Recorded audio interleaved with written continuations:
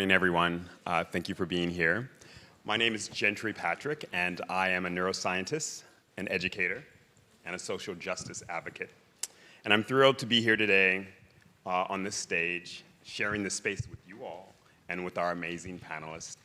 And to Deputy Secretary Cindy Marten, President Emeritus Dr. Freeman Hrabowski, and Dr. Sara, I am grateful for you being here today, for your phenomenal work in the space of STEM education, STEM excellence, and social justice. And a bit of serendipity is that over the several years, I would say 5 to 7 years, I've met each one of you, maybe a little longer, Cindy, being here in San Diego, and a serendipitous journey just brought us together here on this stage today. I'd like to take a moment to briefly frame today's discussion. I'd like for you to think about why we are here today, imagining a brave new world, a new era in which all people have equal access to the future. So imagine a world where everyone has equal access to STEM, where all local communities are reaping the benefits of STEM in their own communities through their own awareness and a pipeline of talent from their own communities. Imagine the impact that could have. Imagine this. And what could uplift all communities nationwide, as well as the sustainability of STEM for our country as a whole. We first must recognize how STEM impacts the world and consider who is doing the science, what science is being done, and why. The pandemic, for example, has been a global experience that disproportionately and negatively impacted indigenous communities and communities of color. STEM cannot uplift local communities if it is not being done by these communities. Success must be defined by these communities. They must have a clear stake in the systems that create the outcomes.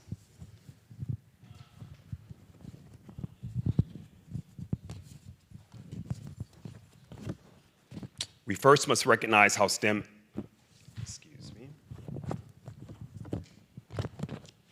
Today we contemplate how compassion can be used as a catalyst, a North Star, guiding us back to what matters the most and how STEM can unify us in pursuing shared solutions to shared problems. It can remind us of our shared humanity. I'm a scientist, a parent, a teacher, an artist, a mentor, and an advocate, and yet we are here talking about compassion as a catalyst. We must all hold space for both the science and the humanity. And indeed, STEM excellence should not be devoid of STEM compassion.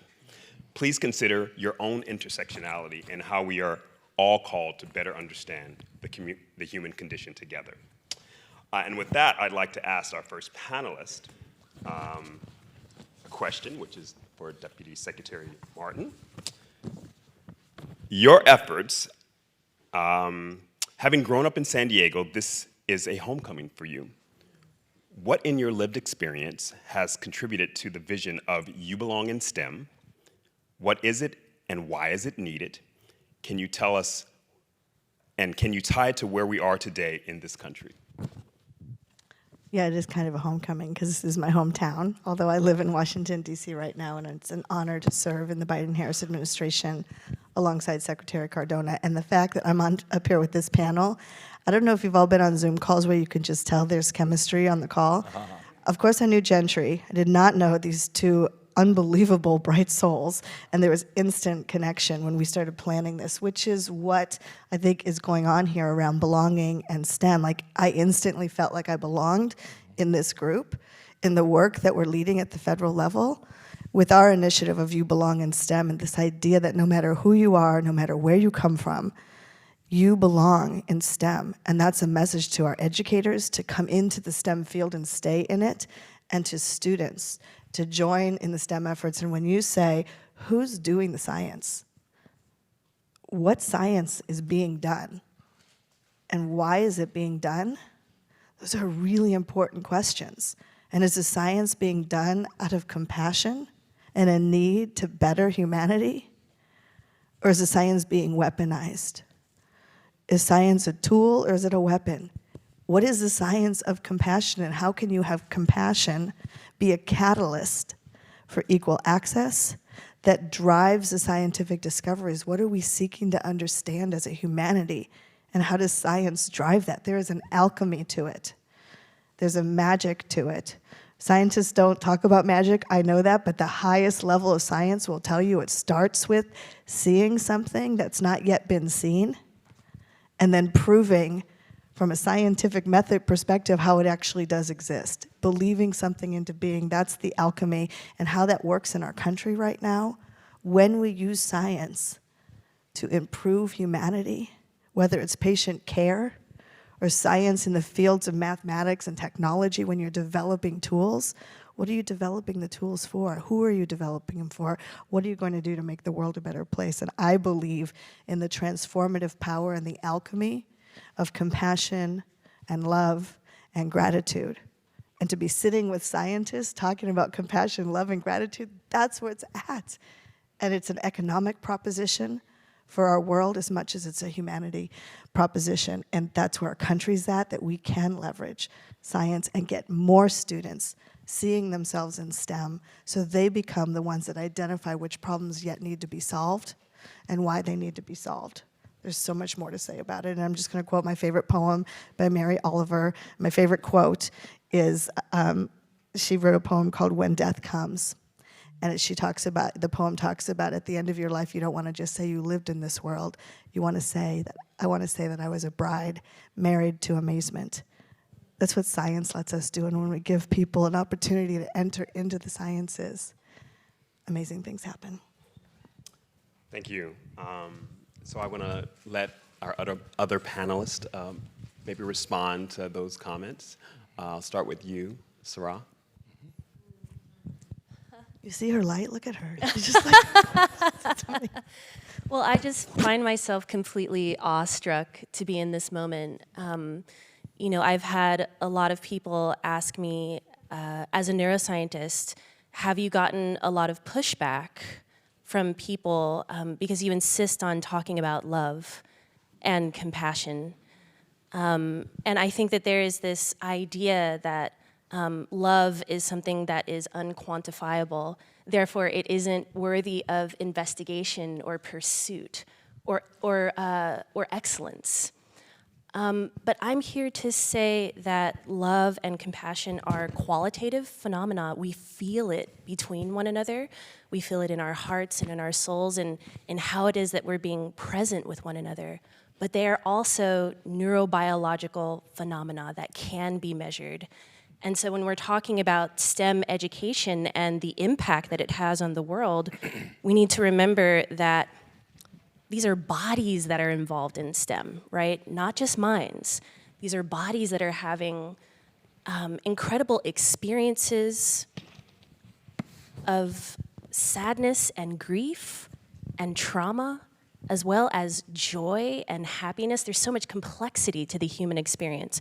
And all of that is being folded into, you know, the experience of the journey of the person who is involved in creating the future of STEM.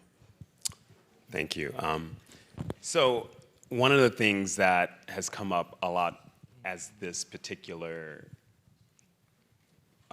panel discussion has come together is, Gentry, you're a scientist. You're talking about compassion, right? And this is, you know, to your remarks, something that, you know, we've talked about. Freeman, what do you think about that? Sure. I took the time to ask some of my graduates who are in neuroscience and radiation oncology and other areas, what comes to mind when you think about compassion, that I'm being a part of a panel discussion on compassion. And we had some fascinating texting.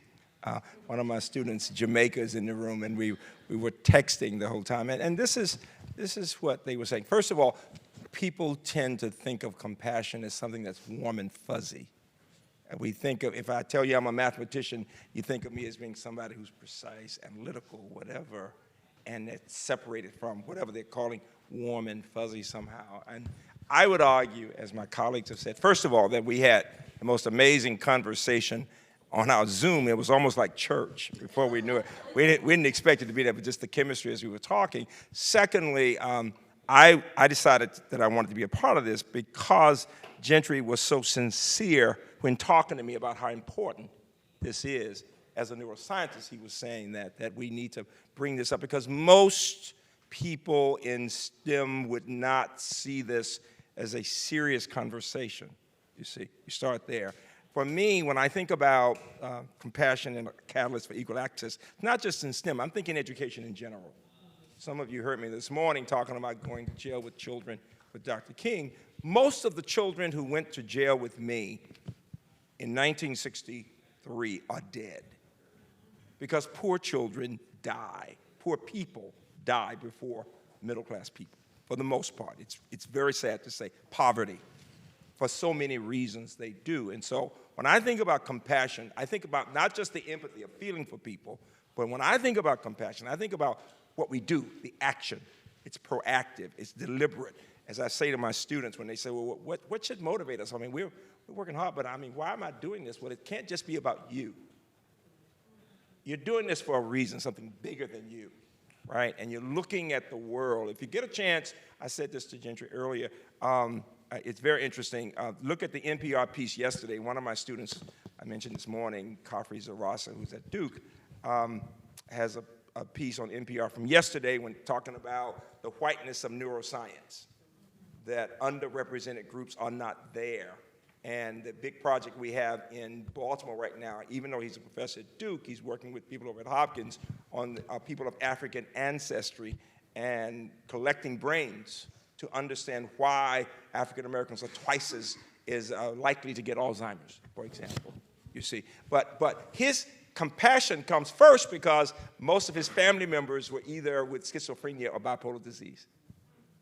And from there, he got this connection to people with those. And so it wasn't just the empathy, he was determined to spend his life working on those issues. And so for me, as I think about how we discuss these issues, it is what will motivate us to get beyond ourselves and to understand science has never been objective. It really is not objective. We all bring our biases and assumptions to it. And it is possible for us to use our belief that compassion matters. For me as an educator, as much as I love mathematics, I must love my students even more. There's the point. My mama taught me that as a teacher. Okay. Thank you. Thank you. So, Freeman, I've been so fortunate to have known you, met you over the last several years. I feel like you're a mentor, you're a trailblazer, pioneer. I think some of the words that people use try to age you, but I'm not going to do that. I'm old. I get it. I accept it. I own it. But your efforts have impacted what the face of STEM looks like in this country today. Mm-hmm. Graduates of your program are in the highest levels of academia, industry, and government. Can you speak to the role of empathy and compassion and the sense of belonging in looking beyond building resilience in changing systems? Yeah, the two things I would say, and this is what some people, one of my students, is Chelsea Stallings, is the head of residence of radiation oncology at MD Anderson, best in the world.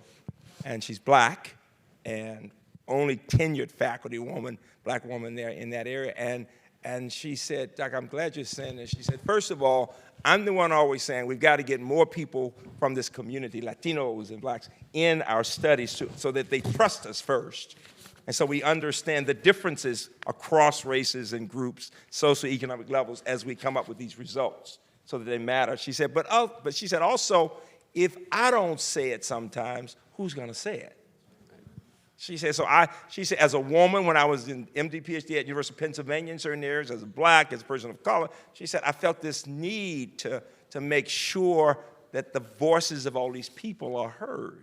And so she said, I push for that reason. And that, it seems to me that the more people feel the struggles of other people, and what we work to do so much with a lot of our students is to get them into communities and to see what children go through.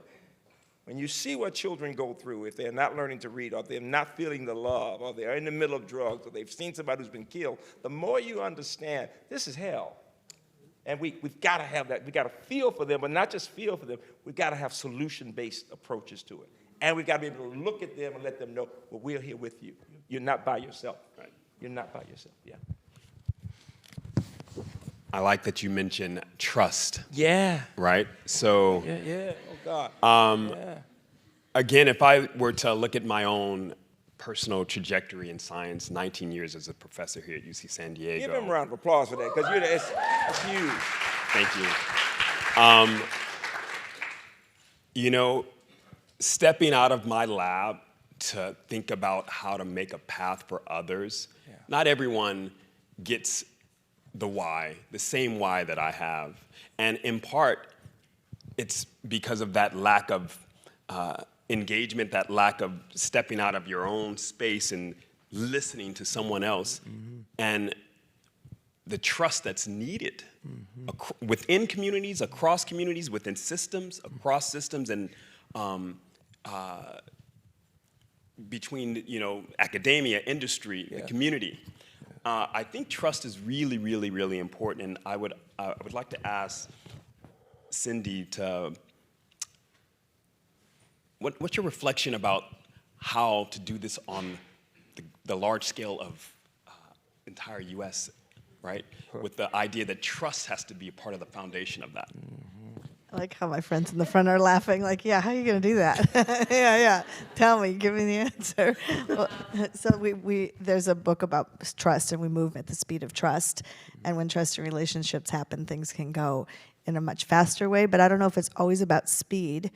I really love what you just said about you have to love your students more than your content. Yeah. Kids know Yep. when they walk into a classroom if their teacher loves them. And it goes beyond just, it's not touchy, like you talked about, it's touchy-feely, and we can't measure it, and is it subjective, is it qualitative? What are these conditions? And the science of learning and development, if you haven't looked into that research, look at the science of learning and development that talks about the kinds of exquisite classroom learning conditions that give children a sense of, I'm seen, I'm heard, I trust the environment that I'm in, I can follow my dreams and live my best life and do what I was meant to do, and I'm getting a high-quality, solid education. Like, it starts at that classroom level, but I think at the national level, so scale is a really interesting thing for me, because my whole life, all I ever wanted to be was a teacher. Since I was 5 years old, teaching my older brother who's developmentally disabled, his name's Charlie, and I saw what special education did for him. I saw what his teachers did for him, and I just want to be a teacher like his teachers. And so that's why I went into education, and I spent 17 years in a classroom.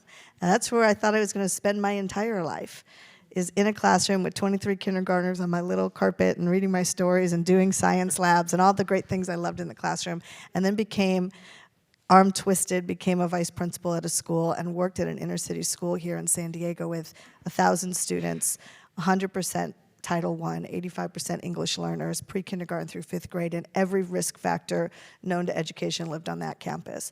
And that's after my first 7 years we're at a private school here in San Diego, and then 7 years of teaching in a suburban district, like 50% poverty. Then I showed up at that school. And so I'm getting to the scale. How do you do this at a national level? I literally quit my job in a high-performing district at a 50% Title I school to come into the inner city in San Diego, to go to Central Elementary. Why? Because I believed in the hope and the promise of public education in America. And I quit my job in Poway Unified School District right after September 11th. Some people after September 11th signed up to serve in the armed forces and bless people that protect our country. That wasn't something I thought I could sign up to do, but I signed up to go teach in the inner city. My mother Give her a round of applause for that. Give her a round of applause for that. I'll introduce you to my mom, because at the time my mother did not applaud me for that. I took a CPA, I took a cut in pay, I went into the inner city, I drove 40 miles down the freeway. And she says, why would you do that? And literally the school that I went to teach at was a school in the inner city that was 2 miles from the high school that my parents took me out of and didn't let me attend. I went to elementary school and middle school in that neighborhood, but when it was time for high school, my parents sent me to a private school in San Diego. I said, Mom, you had the means to take me out of that school. And I went to a different school, and I went to college, and I became a teacher. I'm going back to that community to give back and to be part of the hope and the promise of public education in our nation. And I went and did that. Excellent. And I spent 10 years at that school. Every risk factor parents were incarcerated, deported, addicted, absent parents because they were working 3 jobs, absent parents for all kinds of reasons that were not the fault of the child. And when we can create the conditions there, so that's what I thought I was going to do the rest of my life. I was like, I landed. We built a school garden, we built a school-based health center, we put the arts program in place, we built a science lab at the school, and I spent 10 years there thinking that was it. Back to your scale question. The Board of Education in San Diego Unified saw what I was doing at that school. So that was one of 200 schools in the 2nd largest district in the state. During the 10 years that I was there, the district had 7 superintendents. I was a principal. I became a principal at that school. I was a teacher. They twisted my arm. I didn't have an admin credential, and they said, how about if you become the principal? And 10 years later, the board asked if I would become superintendent of the district. So I learned about scale then. I learned about, okay, well, what I was doing at this one school, and I didn't go to that school. Like, I really wanted to save public education in America. Like, if you look at my little teacher journal, like, I thought if I could do it at this one school and just show in this one first grade classroom how to do it with every risk factor, I could write articles about it or something, then people would know how it's done. I didn't know I was going to become superintendent, and I definitely didn't know I was going to become deputy secretary of education because I wasn't trying to move up in a career, on a career ladder and get the next job. I was trying to do the work that I believe I was meant to do. And the job and the title didn't matter, the work is what mattered. And so I believe in taking it to scale. I went from a school of 1,000 kids to 100,000 students in San Diego Unified. We had a $5 million budget at the school. The district had a $1.2 billion budget. The federal government, now just take it to scale again. The only thing that matters when you take something to scale is that you put your sights on an individual child and their family and the community that they come from. And when the decisions are made for a single student and you make it work for one student and their family, and you just keep expanding it from there, resource this well, show what you care about, and you can scale in really big ways. Right. Thank you very much. So I want to turn to Sara. Sara, I think you know that the Center of Empathy and Social Justice and Human Health, a center that I recently started in about a year and a half ago at UC San Diego, one of the reasons was really to consider and define the STEM and healthcare professions pipeline as a social justice and human health issue.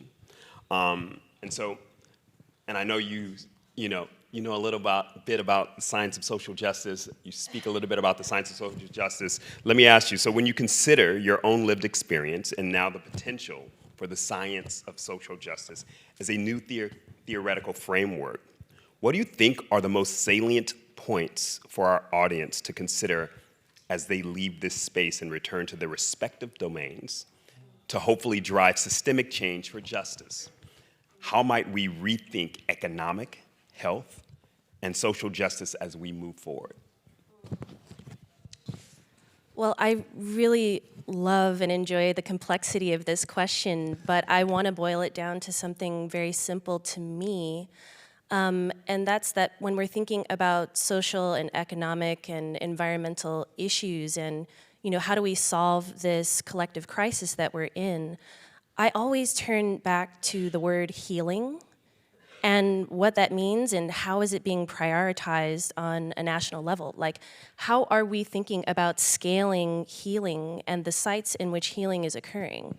Because it's not just in hospitals, right? Mm-hmm. When I think about healing, I think about suffering and the fact that suffering exists, but it exists disproportionately. And people are suffering in different ways because of the ways in which they identify, because of the community that they come from, because of the ramifications of intergenerational trauma.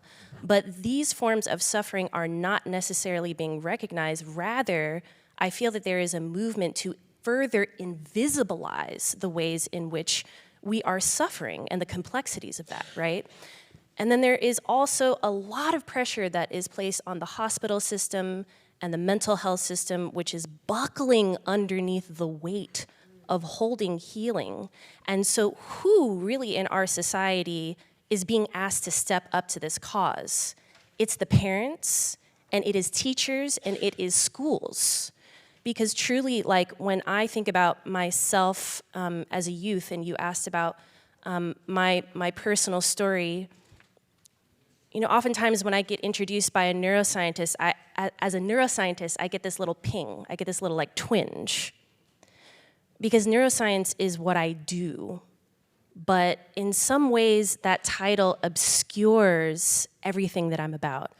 I am one of those youth who grew up chronically homeless. I was chronically homeless all the way up until graduate school. As a matter of fact, in between my MA and PhD program, my daughter was 2 years old at the time, and there was this weird snafu where I couldn't stay in graduate housing, and I didn't have any kind of like family or community support. So I was literally homeless with my 2-year-old daughter waiting to start my PhD program in a homeless shelter. And the university didn't really have any means of exercising compassion in that moment and saying, oh, here is a scholar who is dedicating herself to the pursuit of investigating the relationship between healing and well-being, especially within communities of color. We should support this person. We should make sure they're not in a homeless shelter. Do you know what I'm saying? And so part of what I want to bring up is that we have this Cartesian mind-body split where we're looking at students like they're just like heads that are cognizing about STEM, and then the rest of them is not having an experience of trauma that is profound. And I know that to be the case, and I feel like I'm a little bit like I'm getting up in my energy and in my feels right now, but my daughter is now 15 years old. She's in the 9th grade, and I remember during the first few weeks of school, I get this dreaded text message, and she says, Mom, I think one of my classmates brought a gun to school. What do I do? Now, she is a future STEM scholar, right? But how is she supposed to be engaged in the presence of mind and being and the feelings of safety and being held and seen and nourished when she's afraid for her life in the classroom, right? So the science of social justice is all about, my research is about how, in my framing, social justice and well-being are one and the same thing. We can't have one without the other. And when we're looking at systemic oppression and how it is impacting our students' minds, hearts, and bodies, it is having a biopsychosocial impact. Systemic oppression is affecting them physiologically, psychologically, and relationally.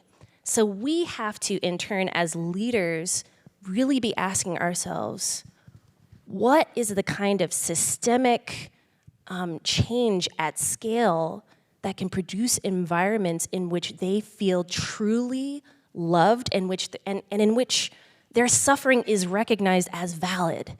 And once we recognize their suffering as valid, then we can turn towards all of the incredible talents that they have, you know, and all the things that bring them joy and allow them to express creativity and curiosity. But we have got to get to this point collectively as a society, I think, where healing is of the utmost importance.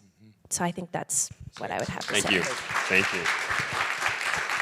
So, Thank you. can Freeman. I add on to the Yes. healing? She used that word Cartesian, and so the math part of it. I knew that would get you. I knew that would get Goosebumps, and I you. thought about 3 dimensions versus, for my fellow math people, in dimensions as we think about solving problems. And this is what came to mind, that we've not taught people in our society, whether they're teachers or professionals, how to look at the impact of trauma on learning. And yet, in neuroscience, at NIH and other places right now, we're seeing more and more the impact of what happens to children, whether they're in inner cities and seeing it every day, or they're part of mass shootings, or whatever the situation is, that is interfering with and somehow a part of that intersectionality of trauma and healing and learning, and what happens in the home, what happens in the community. And if we don't have that both empathy and compassion, then that teacher walks in just assuming that child is ready to learn when she is not. when she clearly is not. And so when I think about going to scale, there's a lot of learning we need as adults, as professionals, about what's happening to our children and in our society, number one. And number two, the other part of it, if you get a chance, look at the Choice program at my old campus at UMBC. The Choice program is a program for first-time offenders between the ages of 8 and 17, some of whom are homeless, have been homeless. We supervise them 24 hours a day, 7 days a week. Many are children of color, men are boys, but there are girls too. And what is so clear is that as we work with these children, and we've been doing it now 30-some years, as we work with them with partnerships with the Department of Juvenile Services, Department of Education, and others, you get to see just how deep the trauma is. It sometimes takes 6 months before the boy would even smile at you or laugh. And people say, why does he look so mean? Well, hell, if you've been through what he's been through, you'd look the same way. It's the way, it's just so much we don't know, right? But I also know that for my students who get to know these children, and sometimes faculty, it's before you can sometimes be compassionate, you have to understand or get a sense of what somebody's been through. You have no idea what they've been through. You get my point? And that is a part of it as we get to education itself and then talking about the STEM. So I just think that theme of healing is so critical. It is. And one thing that I am very cognizant of is not all of the self-work that someone else has to do for themselves. Yeah. But the systems themselves have to change. Yes. So, we're thinking about the education pathway, STEM education. Yeah. I think that one of the things that is very obvious is that when students from underserved communities show up on a campus, they can feel like they don't belong, right? Something that we've talked about for the last 24 hours, right? Belonging in STEM. And the system, the people who are a part of that, professors, teachers, everyone involved needs to recognize that everyone's lived experience really defines the access that they might have to a path of success. And that everyone should have, when I think about a pipeline, entering in one place and out the other. But in fact, everyone's on-ramping at different locations, and so we shouldn't be really thinking about like a pipeline. It's really maybe like a roadway of some sort, and we should be able to allow everyone to join in on that at different locations. My college and I wrote a major piece on theory of change as we were trying to change the culture on our campuses. We in higher education expect students to come in and adjust. We rarely think about, well, how is this culture or this climate one that needs to rethink our approach to students who are different, because students coming in now are very different. And it's, I did something that was, some of my students of color were saying they were having a strange time in some classes when there were so few of them in some classes, when you get to analytical chemistry or whatever, and people looking at them strangely and whatever. And my professors were saying, well, you just got to get tougher. You got to get tougher. So I took a group of professors, mainly men, because they were mainly men, white men, over to an HBCU. And I said, I want you to stay here. I want you to stay here all day long, okay? All right? And these were guys in their 50s, all right? And they came back and they were like little kids. They said, well, it wasn't that people were mean, but I just felt odd. I just felt odd. I said, now imagine just a taste. Imagine a 17 or 18-year-old being, and everybody looking at them. Imagine what they go through. So it's just getting a sense of what somebody else goes through. And that's what we have in higher education right now. So many students, first generation college and others, who don't have anybody who understands what they're going through when they go into an environment where everybody expects them to change without the environment to change. Right. So we're gonna run up against time, but I do wanna allow each one of our panelists, and thank you guys for being here. Thank you, the audience, for being here also. I wanna allow you guys to reflect on some closing statements. And so, what should our audience do when they leave? How would you like to call upon us to leverage compassion to create positive change? You're starting with me? Yes. Thank you. Secretary Cardona in January gave a speech at the department around laying out what we've learned in the first 2 years of the administration, what we're doing going forward, and it's raise the bar, lead the world is what we call it, and it's around academic excellence, learning conditions, and global competitiveness with multilingual pathways and career-connected learning and investing in the teacher workforce, making sure academics are rigorous, including the arts, education, and science, and you belong in STEM is a key way that we're raising the bar. So all of the things that we care so much about, and you talk to any teacher, any parent, any student, the 6 areas of raise the bar, that all of our investments in the budget that the Secretary just defended yesterday, the President's budget, he just did a hearing on it, are all about these investments. And so I'm going to go back to what we said here. Love and compassion are action. President Joe Biden says, show me your budget, I'll show you I'll show you your values. When you see the budget requests that we put forward as an agency, when you see what this administration is investing in, how do you pay for love and compassion when you can't measure it? What I love about this panel is they're scientists and they're saying you actually can measure it. There's a science. There's a neurobiology, and these guys know how to do it. So measure it. Because as soon as you can measure it, people will invest more in it and saying, what do we want the product of public education to be?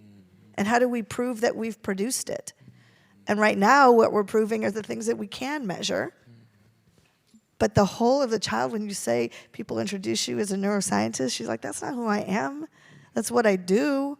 But who am I is a much richer, broader, whole human being. And when we see each of our students in their wholeness and their complexities, when we have investments in professional development that allow teachers to understand trauma-informed practices in the classroom, so when a student comes in not ready to learn, the teacher doesn't say, what's wrong with you?